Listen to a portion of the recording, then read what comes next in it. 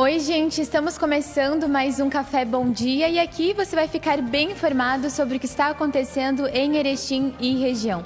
Para me fazer companhia nesta terça-feira, tenho aqui do meu lado meu colega Natan Bretenbach e também a Daniele Marek. Um bom dia, gente. Bom dia, Natan. Bom dia, Tayane. Bom dia, Dani. Bom dia ao pessoal de casa. Vocês podem participar aqui do Café Bom Dia, deixando um recado, dizendo da cidade de onde vocês estão nos assistindo e também comentando, falando o que estão fazendo nesta terça-feira. Bom dia, Dani. Bom dia, pessoal. Bom dia, pessoal que também está nos assistindo. A gente inicia, então, essa terça-feira, trazendo para vocês as primeiras informações. Gente, eu vou começar falando então que agora a Escola de Belas Artes aqui de Erechim a Belas Artes agora é Centro Cultural Técnico e Profissional. A informação que a gente tem aqui é da prefeitura e diz que agora, então, essa escola ela vai passar a ser um centro de belas artes Oswaldo Engel Cultural, né? A transição iniciada em janeiro entre a Secretaria de Educação e a Secretaria de Cultura, Esporte e Turismo, que passa a ser responsável pela unidade, foi apresentada na manhã de ontem e a equipe de 31 professores e funcionários, com a presença do prefeito de Erechim, o Paulo Poles, do vice-prefeito Flávio Tirello, do representante da Câmara de Vereadores e líder de governo, o vereador Fifo Parente, e dos secretários o Neidimar Alves e também a Berenice, né, que é a secretária de Educação. E aí a gente tem aqui, atualmente o Belas Artes, Natan e Dani, ele atende 510 estudantes de forma remota em cursos das áreas de artes visuais, dança, música, teatro, mas a direção da unidade acredita que esse número vai aumentar agora com o retorno das aulas presenciais. Uma nova sede para o Centro de Belas Artes também vem sendo projetado aí pela equipe. Que bacana essa ideia. Muito bom, é sempre importante a gente valorizar a cultura, né? A cultura local, principalmente. E a Escola de Belas Artes, Dani e Natan, a gente sabe, é uma escola muito antiga que abriga muitos jovens, muitos adolescentes, né? Os cursos variados, né? E muita gente faz parte. E incentiva a criatividade, né? Também. Tem cursos de pintura, de dança, música. Então, ela acaba englobando todos os setores que envolvem a cultura, né? E ela já está presente aí na nossa cidade há muitos anos. Tem muitas pessoas que já passaram ali pelos Belas Artes e falam muito bem de toda a estrutura, de como é feito, os professores. Então, é nosso, né? É do nosso município, de alguma forma. Muito bem, vamos falar de segurança. Em Nonoai ocorreu uma operação que apreendeu armamento, munições e prendeu também 6 pessoas. A Polícia Civil desencadeou ontem a Operação Martelo Quebrado. A ação foi realizada em Nonoai, Gramado dos Loureiros e também Rio dos Índios, Porto Alegre, Chapecó, Santa Catarina, e teve como objetivo combater o comércio ilegal de armas, homicídios e o tráfico de drogas. 76 policiais foram empregados aí para esta operação e foram utilizadas 28 viaturas. Também houve a participação do Exército através do Serviço de Fiscalização de Produtos Controlados, a fim de auxiliar na fiscalização de portadores de certificado de registro, CR. A operação contou ainda com o apoio da Polícia do Canil, né, da Polícia Militar de Chapecó, que auxiliou nas buscas, então, pelos ilícitos. A organização criminosa, então, era o principal foco da polícia, e esta foi a terceira operação deste ano organizada pela Delegacia de Polícia Civil lá de Nonoai, com o objetivo, então, de intensificar e combater a criminalidade praticada por essa organização que está atuando aqui na nossa região, principalmente no tráfico de drogas e na prática de homicídio. E falando também sobre isso, Natan, o vice-prefeito de Nonoai também foi preso nessa operação, na operação de ontem. Ontem no Café Bom Dia a gente também já falava sobre isso, quando estava ocorrendo, né, a operação. Pois é. E na final da tarde, então, acabaram prendendo o vice-prefeito e ele diz em nota, né, a assessoria de comunicação disse em nota que ele não vai se manifestar antes ainda dos advogados terem contato com ele, né? Então fica aí também a informação para vocês. Muito bem. Tayane, temos mais informações? Sim, já tem gente participando participando conosco. Eu tenho aqui a participação já da Lucimar, diz bom dia. E também temos a participação aqui da Neiva, do Douglas e também da Inês, que já estão aqui ligadinhos conosco. Vamos deixando seu recado aí, acompanhando o Café Bom Dia.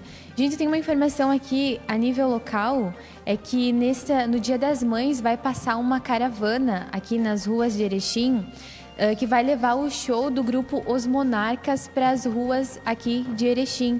Essa ação é uma ação da prefeitura, né?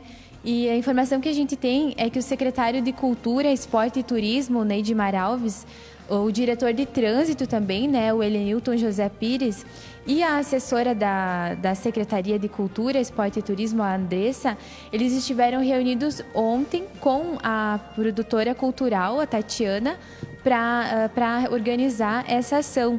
O encontro serviu para organizar esse show do grupo Os Monarcas, que será realizado na manhã de domingo, agora, dia 9/5, por meio de uma caravana. Os músicos farão a apresentação em cima de um palco móvel, passando por diversas ruas e bairros, né, levando aí música para as pessoas, né, que vão estar nos lares, enfim, fazendo essa homenagem para as mães. O circuito dessa caravana, o circuito da Caravana da Canção, ele vai sair da Prefeitura às 9h30, com acompanhamento e também o apoio da equipe da Diretoria de Trânsito, né, para ficar tudo em segurança. O projeto não tem nenhum custo para o município e ele foi aprovado no sistema Procultura RS, né, por isso que foi possível buscar o patrocínio junto com as empresas. Uma iniciativa bem interessante e bem bacana nesse momento assim de pandemia, né? E agora Dia das Mães já se aproximando, então acho que é uma ideia bem interessante, né, Dani? É super interessante, na realidade, ainda mais sendo música, né? Ainda mais sendo uma música local aqui de Erechim. Valorizando a cultura aqui de Erechim. Valorizando a nossa cultura. Ainda mais agora a gente está nesse momento de pandemia, talvez muitas mães aí não vão conseguir se encontrar com seus filhos, né? Em relação a isso, a questão de aglomerações. Então, de alguma forma, né, o grupo se organizou e pode trazer um pouco de afeto aí para essas famílias. Muito interessante, e a gente parabeniza também essa ação, né? Que bacana, é uma ação... a Prefeitura de Erechim, que aos 103 anos em comemoração, fez inclusive uma live com mais de 400 pessoas assistindo instantaneamente a live da Prefeitura, que trouxe também inclusive os Monarcas e o grupo Chique de Bordoneio, fazendo aí uma atração diferenciada, porque é um público também que precisa, quer dizer, público não, são profissionais que precisam desse auxílio em época de pandemia, onde os eventos estão praticamente parados. É muito importante, bacana essa iniciativa da Prefeitura. Vai acontecer, então, domingo, Dia das Mães, a partir de que horas? Das 9h30, né? Saindo da Prefeitura, então, percorrendo as ruas do centro e também dos bairros, né? Digamos assim, vai ficar perto do público, mas... aquele perto longe. Muito bem, você inclusive pode filmar aí, depois mandar pra gente fotos, né? Se na você segunda-feira. acompanhou, se você viu. Isso, no Café Bom Dia, na próxima segunda-feira, que a gente vai também... fazendo com que você faça conosco, inclusive, o Café Bom Dia. Tem já mais pessoas participando. A Ivane Camati diz bom dia, a Ivanei Teixeira, bom dia.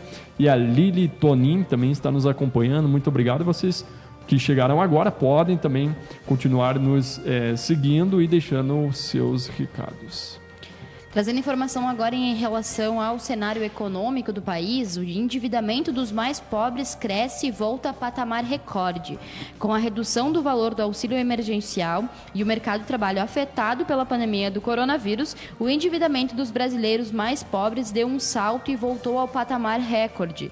Em abril, 22,3% da população com renda de até R$ 2.100 se diz endividada, segundo o levantamento do Instituto Brasileiro de Economia da Fundação Getúlio Vargas. Esse mesmo patamar de endividamento para a classe mais baixa só foi observado em junho de 2016, quando o Brasil enfrentava uma combinação de crise política e também de crise econômica, causadas pelo processo de impeachment da ex-presidente Dilma Rousseff.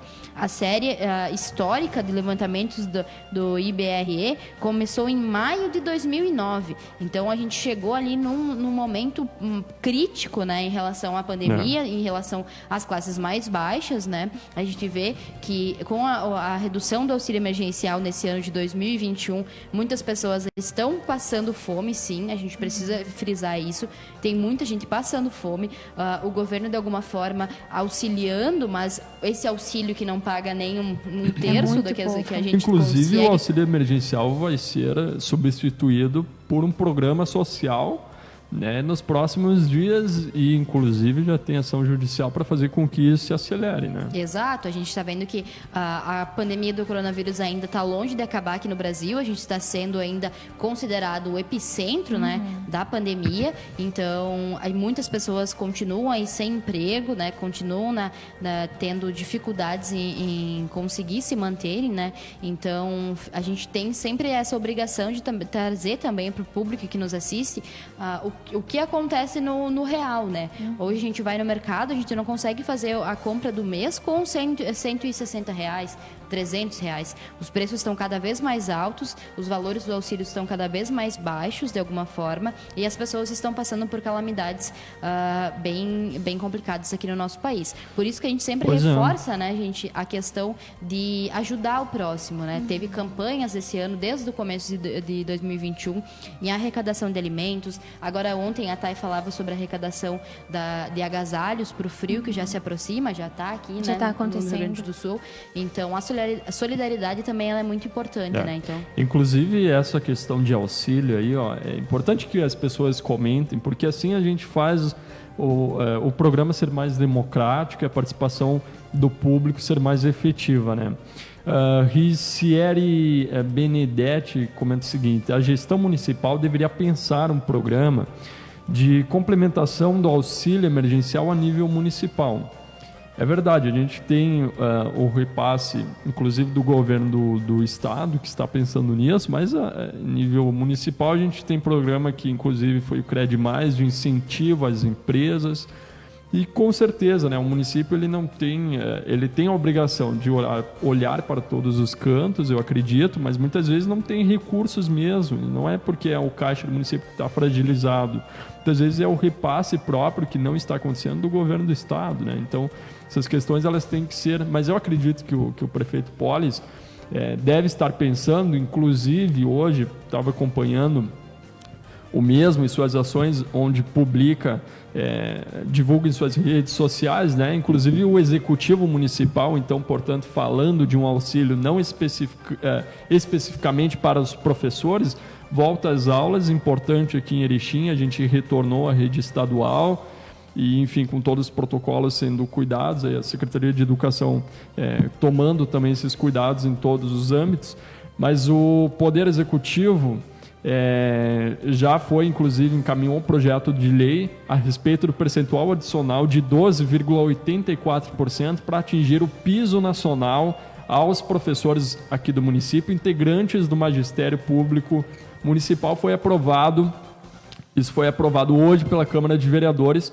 Então, portanto, a cidade de Erechim está valorizando os professores. É um certo auxílio importante, porque a educação nesse período, e a gente inclusive via, isso vem ao encontro do que a gente vem comentando nos últimos dias a respeito das aulas online, né? Porque os professores também em casa gastam e têm as suas contas que são separadas, não são pagas pelo governo, não são pagas pelo município, né? Pelo governo do estado. Mas esse auxílio aí aos professores e o piso salarial com um aumento não tão significativo, mas 12% já ajuda muito. Sem dúvida alguma, é um auxílio importante a ser pensado e que foi pensado, inclusive, um projeto de lei vindo do Executivo aqui de Erechim. E falando, pegando o gancho, né, de auxílio emergencial, a gente informa, tem a informação aqui, que os trabalhadores, quem nasceu em março, já pode sacar, então, a primeira parcela do auxílio emergencial. Essa parcela havia sido depositada ainda em 11 de abril. Os trabalhadores informais inscritos no Cadastro Único para programas sociais do governo federal, nascidos em março, já podem sacar hoje, dia 4, a primeira parcela do auxílio emergencial 2021. Os recursos também poderão ser transferidos para uma conta corrente sem custo para o usuário.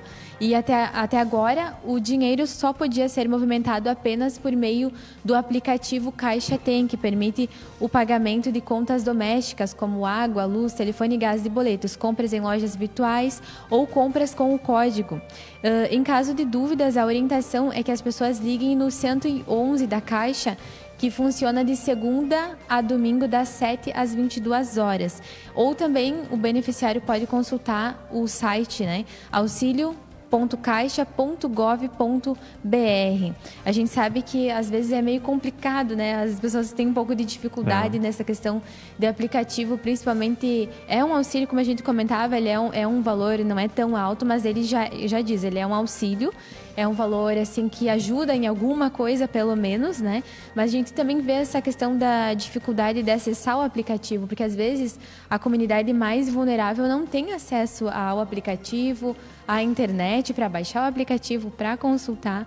Então, aí são desafios que a gente acompanha, que estão sendo superados, esperamos que sim, né? Que estejam sendo superados nessa questão até de conseguir esse recurso, né?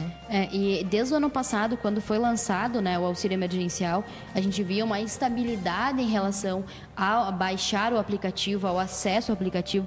Muitas pessoas acabaram perdendo também as primeiras parcelas por não terem acesso.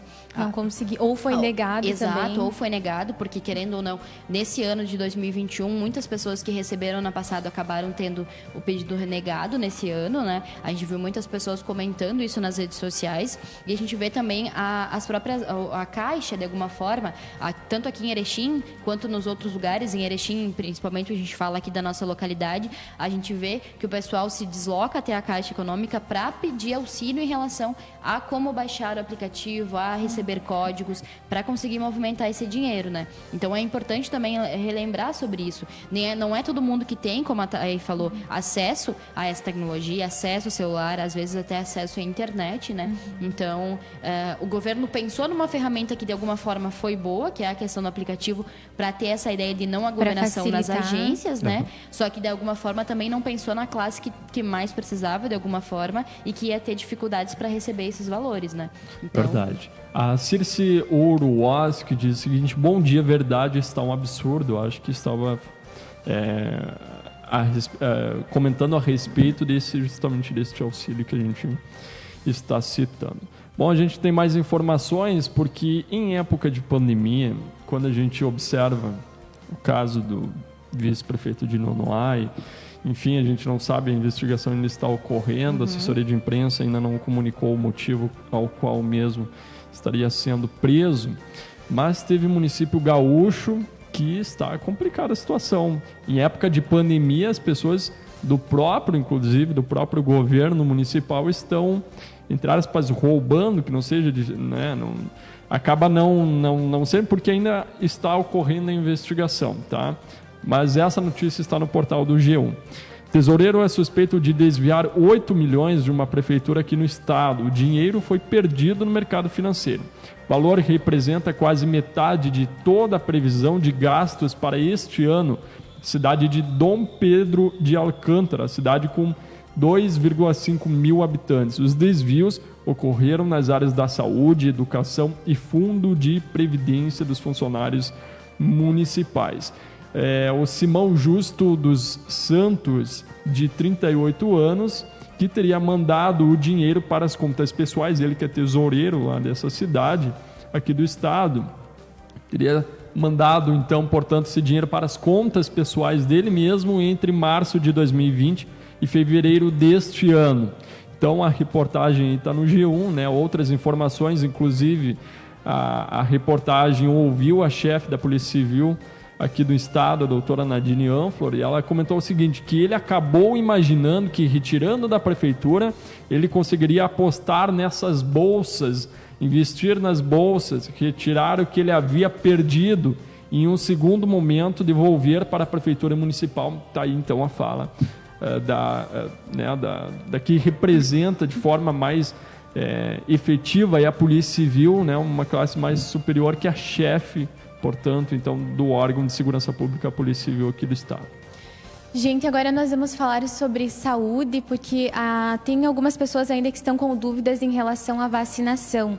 Ontem, aqui em Erechim, iniciou a vacinação para aquelas pessoas que têm comorbidades, que são aquelas pessoas que têm alguma doença, algum agravo que facilitam aí a contaminação, né? Facilitam mais ainda a contaminação para a Covid-19. Ontem, as pessoas com 59 anos que têm comorbidade estavam sendo vacinadas, a primeira dose.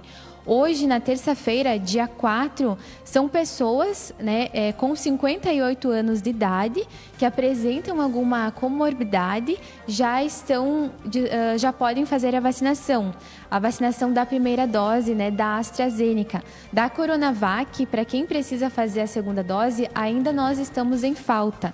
A previsão da chegada da vacina da Coronavac era ontem, aqui em Erechim ainda não chegou, né? Não chegou ainda. E aí a gente tem a informação aqui, né, da prefeitura, que são aquelas pessoas que têm que ter idade, né? Que às vezes está acontecendo do pessoal chegar até lá na central de vacinação e não pode fazer a vacina porque não tem idade. Então, é somente aquelas pessoas que têm essas idades, né? Ontem de 59 anos, hoje de 58 anos. As comorbidades são quem tem diabetes, hipertensos, pessoas com obesidade mórbida, os transplantados, as pessoas que são doentes renais, portadores de cirrose hepática, entre outras doenças. E aí a pessoa tem que levar o atestado de prescrição médica que realmente ela possui aquela doença, né? E além da documentação necessária, comprovante de residência, CPF, identidade, cartão do SUS, carteira de vacinação, que é obrigatório. Essa vacinação está acontecendo de segunda a sábado, das 8 horas da manhã às 2 da tarde, né? E a central de vacinação fica lá no bairro Três Vendas, lá na antiga Cotrel, no endereço Rua Júlio Trombini, 634, lá no bairro Três Vendas, né? E a gente lembra que continua ainda a vacinação para as pessoas com 60 anos de idade, né? Da primeira dose. Então, vamos ficar em informação, né? Hoje de manhã a gente conversava aqui no jornal, ainda tem algumas pessoas com dúvidas, então já está acontecendo para quem... e além disso, uma outra informação, aquelas pessoas também com síndrome de Down, as gestantes, as puérperas, maiores de 18 anos também podem fazer a vacinação. Fica aí o alerta pro pessoal, né, Dani? Exato. Entrando também na pauta da questão do Covid, ex-ministros Mandetta e Teixes abrem nesta terça-feira a agenda de depoimentos da CPI da Covid. A CPI da Covid abriu na terça-feira, hoje, então, a agenda de convocações com os depoimentos dos ex-ministros da Saúde do governo de Jair Bolsonaro. Eles serão ouvidos na condição de testemunha quando não o cumprimento de dizer a verdade sobre o risco de incorrer no crime de falso testemunho. Primeiro titular da saúde do governo, Mandetta, esteve frente da pasta em janeiro de 2019 e abril de 2020. Já o Nelson, seu sucessor, comandou o Ministério da Saúde por menos de um mês, entre 17 de abril e 15 de maio do ano passado. Ambos deixaram o cargo após divergências com o presidente Jair Bolsonaro relativo às políticas de contenção do coronavírus. Então, seguem ainda aí a CPI do Covid-19, vão ser ouvidos outros, além dos ministros, também já existe a especulação que alguns deputados e também governadores aqui dos estados também serão convocados para darem seus testemunhos. E querendo ou não, também a gente comentava ontem ainda aqui com o Leandro, que a CPI de alguma forma também está batendo para o ano de 2022, que vai ter a eleição, né? Então, no decorrer desses próximos meses, a gente tem então essas investigações que de alguma forma estão batendo no presidente Jair Bolsonaro, né? Querendo ou não, é um dos fatores que a gente tem que colocar em consideração, e também porque a gente pede esclarecimentos em relação a isso, né? No meio de uma pandemia, no meio de tantas vítimas sendo, né, perdendo a vida a cada dia mais aqui no Brasil. Então a gente fica aí sempre trazendo a informação para vocês estarem atualizados de como também está sendo tratado isso no âmbito do governo federal. Exatamente, gente, tem mais pessoas aqui participando conosco. Nós temos a participação do Neivo, da Daiane aqui é a nossa colega, Neuri, da Idione Garcia, da Cici, da Inaclete. Tem várias pessoas aqui participando conosco. A gente lembra, deixe o seu comentário, sua participação sempre é muito importante para nós aqui do programa. Tem uma outra informação também que é recente, de segurança, gente, que a polícia apreende mais de 40 porções de maconha aqui em Erechim. O fato aconteceu ontem por volta das quase meia-noite, por volta das 23. Uma guarnição da Brigada Militar efetuou a abordagem de um indivíduo em frente a um ponto de venda de entorpecentes na rua Sebastião dos Santos, no Presidente Vargas. Em revista pessoal foram encontradas 3 porções de maconha e R$ 167 em dinheiro com o abordado. Em busca no ponto de tráfico, os policiais localizaram outras 41 porções de maconha. E aí, um homem de 19 anos foi preso e encaminhado para registro na delegacia de pronto atendimento, né? Informação da Brigada Militar. Então, a gente acompanha, né, o que está acontecendo aqui em Erechim, nos bairros também. E além da droga, é importante a gente falar a questão dos menores de idade, né, que vêm sendo aí recrutados cada vez mais, né, e são utilizados também para esse serviço bastante. A gente vê muita apreensão de menores de idade aqui em Erechim, principalmente pelo arremesso de drogas, celulares e qualquer outro tipo de ilícito para dentro do presídio de Erechim. Então, infelizmente, mas que bom que a polícia apreende mais drogas, mais armas, como a gente estava acompanhando lá em Nonoai, numa operação. Assim a gente traz mais segurança também para o nosso povo. Tem mais pessoas participando. O Lucimar Fátima manda bom dia. E também a Circe, né, estava nos acompanhando aqui. Tem mais um outro comentário, eu já acho, em sequência. Bom, eu vou falar agora a respeito do calendário de vacinação, de educação, tá? A respeito então do MEC, que divulgou esse calendário de inscrições, tá? Do SISU, ProUni e FIES. Atenção, você que quer entrar no ensino superior, os programas aumentam as chances de ingresso, então, portanto, no ensino superior. Tem informação aqui que está no site do Correio do Povo. O SISU, então, de acordo com o calendário, a gente tem de 3 a 6 de agosto o período de inscrição, 10 de agosto o resultado da chamada única e 11 a 16 de agosto o período para a matrícula dos selecionados em chamada única. Tá, e a lista de espera, então, depois vai até o dia 19 de agosto, que começa o início da convocação. Para o ProUni, 13 a 16 de junho o período de inscrição, 20 de julho o resultado da primeira chamada e de 20 a 28 de julho, período para a comprovação das informações para os selecionados na primeira chamada no processo seletivo próprio das instituições de ensino superior, quando essas tiverem. Dia 3 de agosto, o resultado, então, da segunda chamada para o ProUni, e de 3 a 11 de agosto, então, o período para a comprovação dessas informações. Para a lista de espera, prossegue do dia 23 até 27 de agosto, onde também é o período para a inscrição dos pré-selecionados por meio desta lista. Para o FIES, a gente tem, então, do dia 27 a 30 de julho, período de inscrição. De 3 de agosto, o resultado dos primeiros selecionados, então, na chamada única. Do dia 4 ao dia 6 de agosto, o prazo para a complementação das inscrições dos pré-selecionados na chamada única. A lista de espera, portanto, vai do dia 4 ao dia 31 de agosto para os selecionados no FIES, né? E o período para a convocação dos pré-selecionados por meio, então, desta lista de espera. Lembrando, FIES que tem vagas remanescentes que vão daí até o do dia 27 a 29 de outubro, né? Que é o segundo período de inscrição somente para os candidatos que estão matriculados. Gente, são 9h01. O Café Bom Dia já está ficando por aqui. Nós agradecemos muito a sua audiência, a sua companhia. E lembrando, né, gente, que amanhã estamos de volta aqui no Bom Dia com mais informações para você. Um bom dia, Nathan. Bom dia, muito obrigado pela participação, pela companhia de todos vocês, a todos vocês que estiveram comentando, compartilhando, enfim, participando aqui do Café Bom Dia, que a gente tem uma ótima terça-feira. Um bom dia para você, Dani. Bom dia, pessoal. Para o pessoal também que estava nos assistindo, um bom dia. A gente se encontra amanhã, então, a partir das 8h30 da manhã, aqui na TV Bom Dia. Até lá.